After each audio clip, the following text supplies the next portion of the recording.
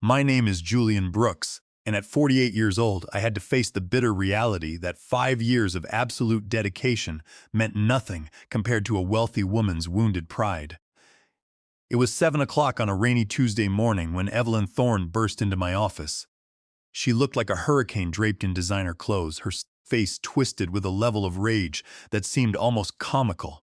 She pointed a manicured finger directly at my face and told me that my employment was terminated, effective immediately.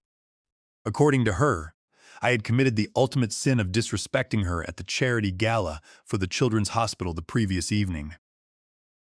She claimed that when she approached my table, I remained seated, treating her like some common peasant.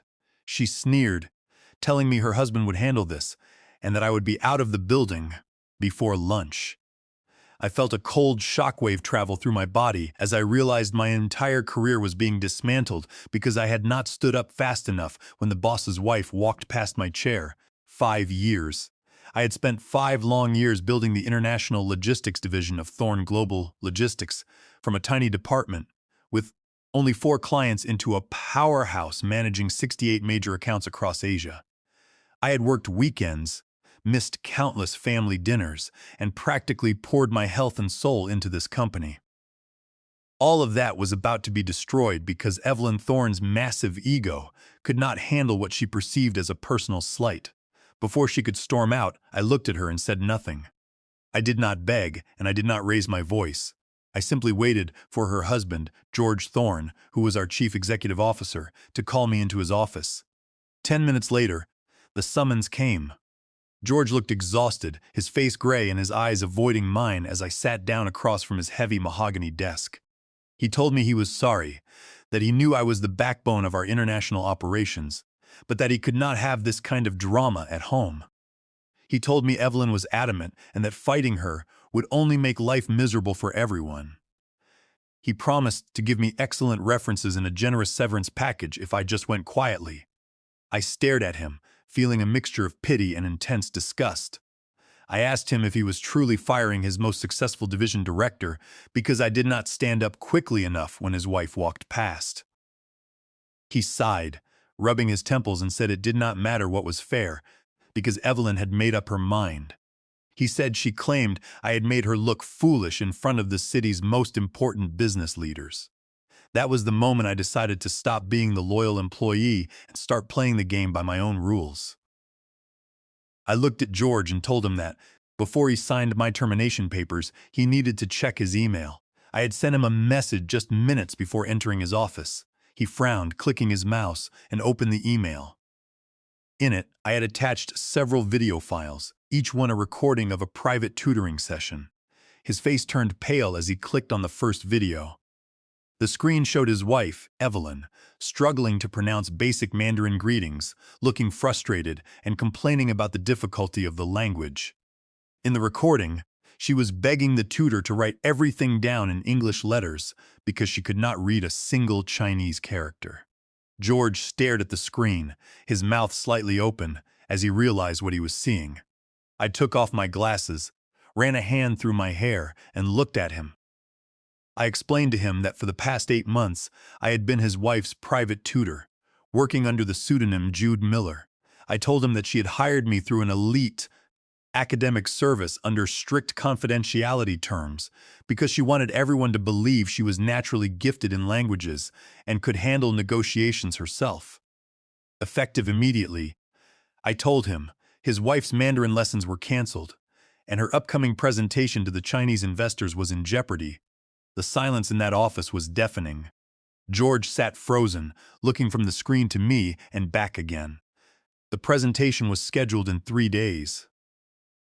It was for a $75 million joint venture with Shanghai Eastern Ventures, and Evelyn had convinced the board and her husband that she was fluent enough to lead the negotiations. She had bragged at the country club about her natural language skills, but the reality was that she could not speak a single sentence of Mandarin without a written phonetic script. I stood up, gathered my things, and told George that I had kept her secret because client confidentiality was sacred to me. But since she had decided to destroy my career over an imaginary slight, those agreements were no longer worth the paper they were written on. I told him those investors were not just bringing $75 million to the table, they were bringing senior executives who would immediately notice if she was just reciting memorized words.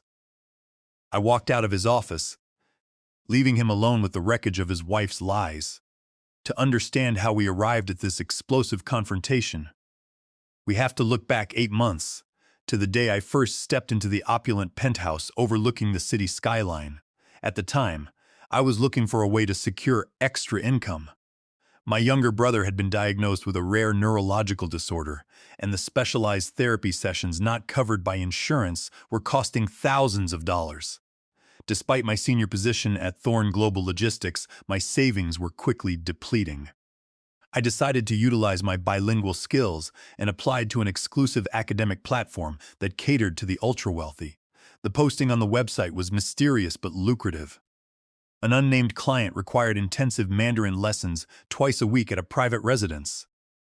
The pay was extraordinary, $450 per session, but the client demanded absolute discretion, professional appearance, and strict confidentiality.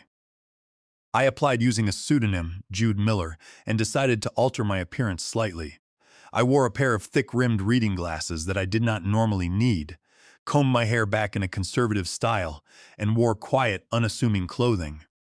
In the world of high-end service, the wealthy prefer their staff to blend into the background, and I wanted to keep my tutoring work completely separate from my professional life. When I first arrived at the penthouse, the sheer wealth on display was staggering. The elevator opened directly into a living room with floor-to-ceiling windows and marble floors. That was where I met Evelyn Thorn, though she introduced herself only as Eve. Her attitude from the very first minute was incredibly dismissive. She did not bother to greet me, but immediately demanded to know if I could make her conversational in Mandarin within 6 months. She told me she needed to be able to conduct business meetings, negotiate agreements, and sound sophisticated, warning me that if I could not deliver, she would find someone who could. I maintained my professional composure and agreed. But within the first 10 minutes of our first lesson, it became clear that Evelyn had absolutely no aptitude for the language. She struggled with the 4 basic tones, mispronounced simple greetings, and grew visibly angry whenever I corrected her mistakes. Despite her lack of talent, she was determined to push forward, though she made sure to remind me of my place. At the end of that first session, she told me to bring her coffee next time, and informed me that I was to use the service entrance in the back. As the building doorman should not see tutors using the main lobby, I swallowed my pride and agreed. $450 a session was too important for my brother's medical bills to let my ego get in the way. As the months went by, I began to understand her real motivation. Evelyn was desperately trying to secure what she called the deal of a lifetime. Her husband's company, which I did not yet realize was my own employer, was attempting to form a joint venture worth $75 million with a group of Chinese investors. Evelyn had convinced her husband, George, and several members of the board that she was fluent in Mandarin and was the perfect person to lead the international negotiations. She loved to brag during our lessons about how much she impressed everyone at the country club by dropping Mandarin phrases into her conversations. She claimed her husband thought she was naturally gifted with languages and that they had no idea how business really worked. The irony was almost painful. While Evelyn was playing the role of a sophisticated international businesswoman in her penthouse, I was at my office actually doing the work she pretended to understand. I was the one translating contracts, managing communication with overseas partners, and closing multi-million-dollar logistics deals for Thorn Global Logistics. By the 6th month of our sessions, the pressure was mounting. The presentation for the Chinese investors was approaching, and Evelyn was still struggling. She could not remember basic business terminology, repeatedly confused key words, and was essentially speaking gibberish with a confident tone. When I told her gently that she needed to focus on the basics before attempting complex negotiation phrases, she flew into a rage, asking if I was calling her stupid. I explained that Mandarin was highly complex and usually took years of dedication to master for business purposes. She exploded, telling me that she did not have years, and that this presentation was her only chance to prove she belonged in the business world rather than just being a trophy wife. For a brief second, I saw a flash of vulnerability beneath her cold, arrogant exterior. She was terrified of being exposed as incompetent. I felt a moment of pity and agreed to help her by creating a customized phonetic script for her entire presentation, which she could memorize word for word. Over the next 6 weeks, I spent dozens of hours creating a highly specialized, phonetically coded Mandarin presentation framework. I did not just write down words. I structured a complete strategic guide that mapped out potential responses, defensive arguments, and polite transitions. Because I had spent years developing this unique trade negotiation methodology, I was careful to protect my work. Before handing it over to Evelyn, I registered the entire bilingual framework and the phonetically coded templates with the United States Copyright Office under Title 17, Section 106 of the United States Code. I wanted to ensure that my intellectual property remained mine, regardless of how she used it. Under this federal law, I held the exclusive rights to reproduce, distribute, and display this material. I knew that without my express written consent, any commercial use of these specialized materials by a third party would constitute a serious federal infringement. Evelyn was delighted with the results. We practiced for hours at her penthouse, with her reading from my sheets while I corrected her pronunciation. She began treating me slightly better, offering me bottled water and asking about my educational background. But the underlying arrogance never faded. She still spoke to me with a condescending tone, suggesting that someone with my talents should try to find a real corporate job instead of tutoring wealthy clients. I merely smiled and kept my silence, knowing that my real job paid for the roof over my head and was the only reason she had a presentation at all. I would listen to her complain about the service staff, or talk about how she was going to dominate the international division once the joint venture was finalized. She had no idea that she was talking to the very director who had built that division from the ground up, and I saw no reason to explain the truth to Evelyn. 2 weeks before the big meeting with the Chinese investors, Evelyn mentioned that she would be attending the annual charity gala for the Children's Hospital. She bragged that all the major business executives in the city would be there, and that she planned to show off her language skills to the local business community. My heart sank as she spoke. Thorne Global Logistics was a major sponsor of that very gala, and as the director of the international division, I was required to attend and sit at our primary corporate table. I realized there was a high risk of us crossing paths. To minimize the chance of recognition, I decided to change my appearance. On the night of the gala, I wore contact lenses instead of my thick glasses, styled my hair differently, and wore a tailored tuxedo that was a far cry from the conservative, baggy clothes I wore to our tutoring sessions.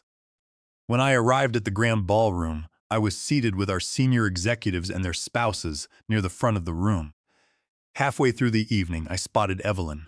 She looked radiant in a silver designer gown, holding court at the most prestigious table in the room. She was laughing and talking, gesturing with an air of absolute authority. Then, I looked at the man sitting next to her, and my blood turned to ice. It was George Thorne, our chief executive officer. The realization hit me like a physical blow. The difficult, arrogant woman I had been tutoring in secret for 8 months was married to the head of my company. I spent the rest of the night in a state of absolute shock, barely tasting my food and praying she would not look in my direction.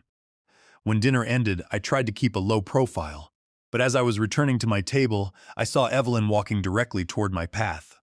She was heading toward a group of executives nearby. I quickly sat down and kept my eyes on my plate, hoping she would pass without a second thought. My heart was pounding against my ribs, and my mind was racing with all the potential consequences. If she recognized me, the entire tutoring arrangement would be exposed, and she would realize that the humble tutor Jude Miller was actually the senior director Julian Brooks. But more than that, I realized the house of cards she had built was far more fragile than I had ever imagined. At that exact moment, one of my colleagues called out my name from across our table, asking for my opinion on a recent shipping report. I looked up instinctively, and in that split second, my eyes met Evelyn's. She paused, a look of confusion crossing her face as she tried to place where she had seen me before. Because I looked so different, she could not make the connection, but she was visibly annoyed that a corporate subordinate had not immediately stood up to greet her as she walked past. The next morning, the consequences of that brief look became clear. Evelyn had spent the entire night stewing in anger over what she perceived as a deliberate insult. She had demanded that her husband identify me and fire me immediately. When she stormed into my office that morning, pointing her diamond-clad finger at me, she was not just protecting her pride. She was trying to eliminate the subordinate who had dared to look at her without bowing. George called me in shortly after, his voice shaking as he explained that he could not handle the domestic warfare if he did not comply with her demands. He was sacrificing his best division director to keep the peace in his mansion. He sat there, looking incredibly small, trying to justify a decision that he knew was disastrous for the company's future. After showing George the videos, I gathered the remaining personal items from my desk and placed them into a cardboard box. Before I walked out, I looked at George, who was still staring at his computer screen in absolute disbelief. I told him that he needed to understand the legal ramifications of what was happening. First, the entire phonetically coded Mandarin presentation framework and translation templates that his wife was planning to use for the presentation were my registered intellectual property.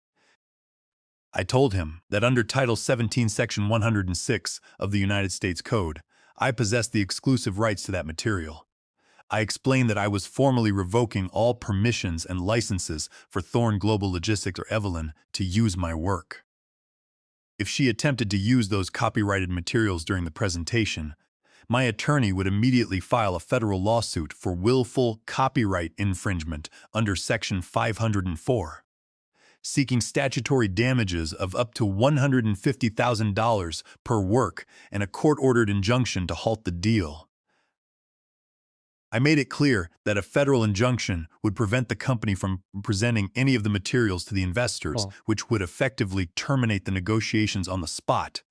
Furthermore, I pointed out that his decision to terminate my employment to appease his wife's personal grievance was a blatant breach of his fiduciary duty to the company's shareholders. By firing the executive who held the key relationships with the Chinese investors and who had built the division from the ground up, he was actively jeopardizing a $75 million corporate transaction. I told him that the board of directors would be very interested to learn that a major acquisition was destroyed because his wife felt insulted at a charity event. George sat in silence, his face completely drained of color.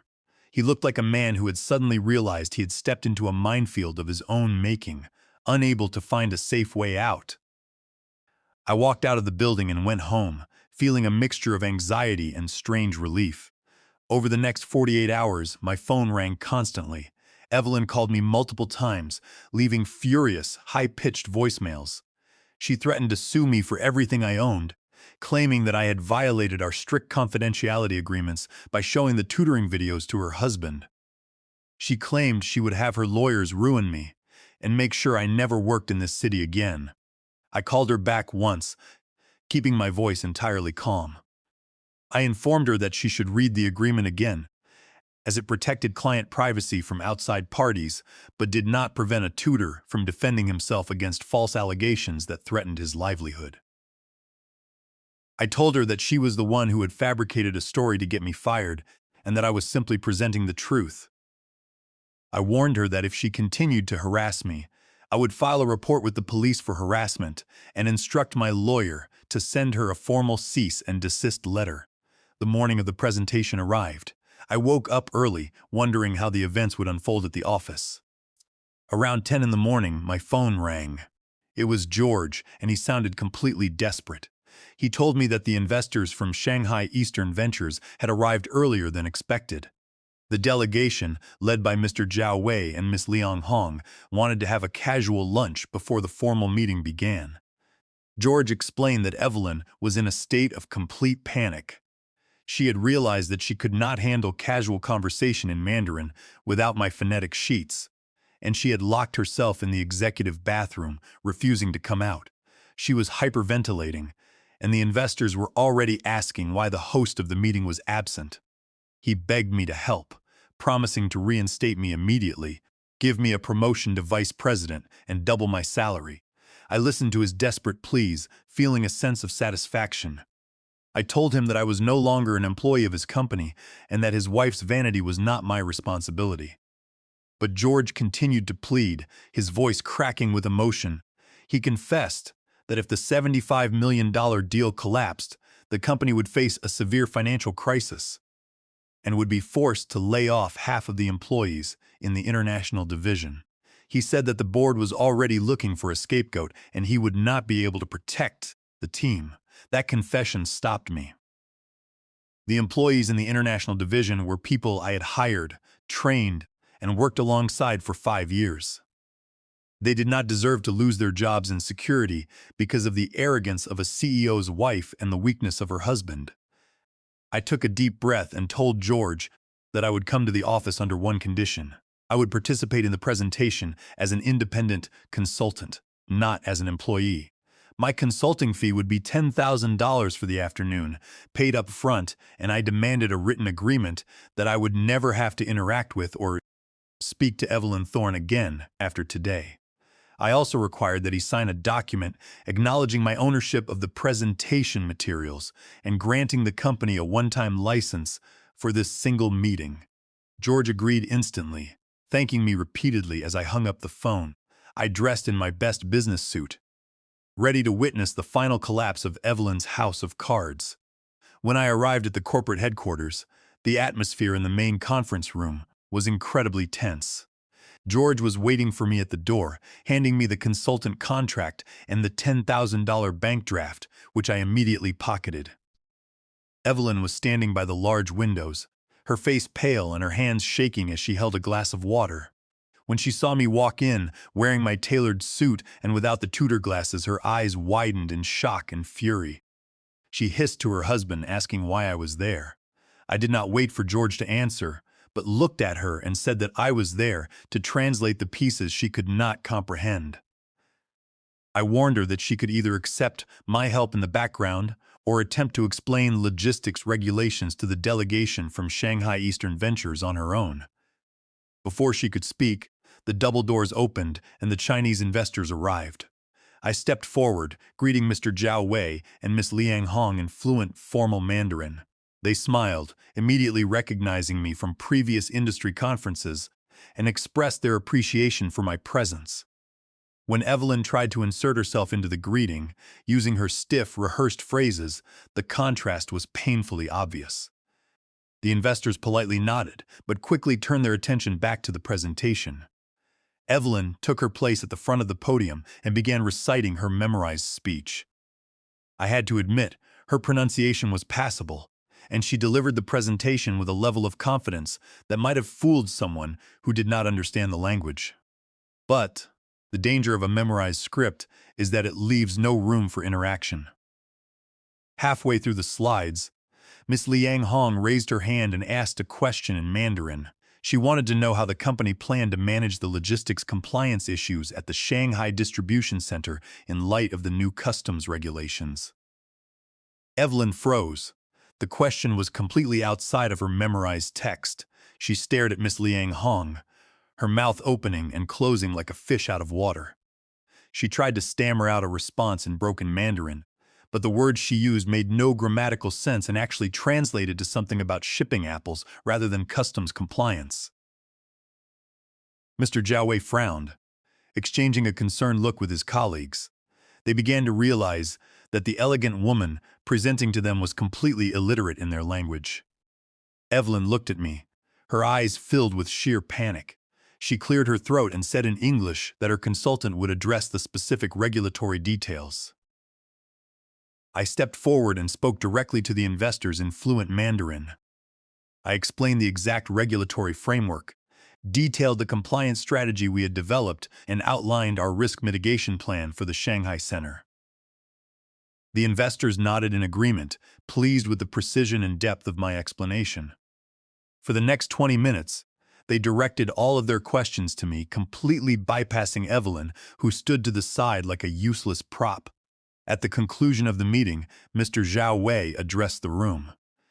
He expressed his confusion regarding the leadership structure of the partnership.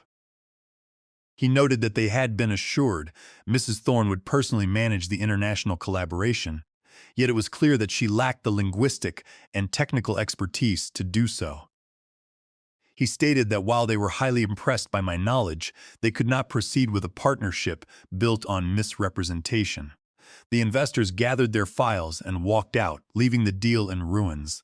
The fallout was swift and devastating. The board of directors convened an emergency meeting that afternoon to address the loss of the $75 million deal. The videos of Evelyn's lessons, which I had shared with George, were presented to the board. The directors were furious at George's breach of fiduciary duty and nepotism. The board voted to remove George from his position as chief executive officer, replacing him with an interim director. Evelyn was banned from ever entering the company premises or participating in any corporate affairs. 2 weeks later, the board contacted me. They offered me the position of Senior Vice President of Global Operations, reporting directly to the board with complete autonomy over the international division and a substantial equity package. I accepted their offer on the condition that the company issue a formal written apology for my wrongful termination. 6 months after taking the position, I reached out to Mr. Zhou Wei and Miss Liang Hong, proposing a restructured partnership. With my team leading the operations, we successfully closed a revamped joint venture worth $85 million. Evelyn's social status evaporated as news of her exposure spread through the country club circuit. The people who had once listened to her brag now whispered about her fraud and poor judgment. She tried to blame me for her failure, but too many people had witnessed her incompetence firsthand. Looking back, I realized that people like Evelyn spend all their energy pretending to be important rather than actually becoming competent. They mistake arrogance for ability and entitlement for leadership. But the business world has a way of exposing pretenders, and when reality finally catches up, there is no script that can save them. In the end, the best revenge was not exposing her lies, but simply letting her face the natural consequences of her own actions, while I led the division to heights she could only dream about achieving. I had rebuilt my career and protected my team, proving that genuine skill will always triumph over deception.